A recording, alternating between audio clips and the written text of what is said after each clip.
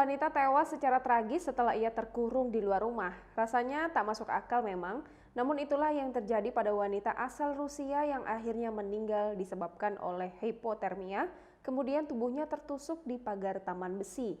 Diketahui ia dikunci dari dalam rumahnya saat suhu turun hingga -20 Celcius. Seperti apa kisahnya? Simak selengkapnya berikut ini. Pesan falsafah Minang kepada masyarakat pernah mengatakan hati-hati jangan sampai terkurung di luar. Secara harfiah, makna terkurung di luar bisa dikatakan tak masuk akal karena berada di ruang bebas, bukan di dalam ruangan atau pagar.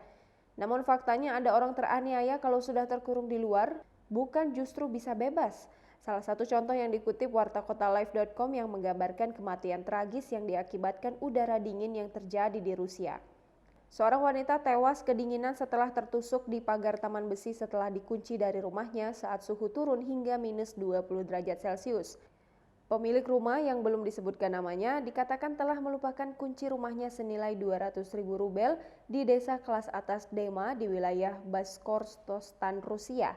Dikutip Warta Kota dari mirror.co.uk Senin 14 Desember 2020, wanita tersebut tidak dapat membebaskan kakinya setelah terjepit pada paku dan terjebak terbalik karena suhu anjlok semalaman menurut media lokal. Para medis kemudian menyatakan dia meninggal karena hipotermia setelah tetangga menemukan tubuh wanita dengan kondisi sangat mengenaskan keesokan paginya.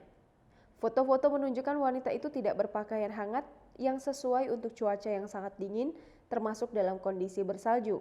Di lokasi itu juga ditemukan sepatu yang jatuh diduga wanita itu mencoba memanjat pagar.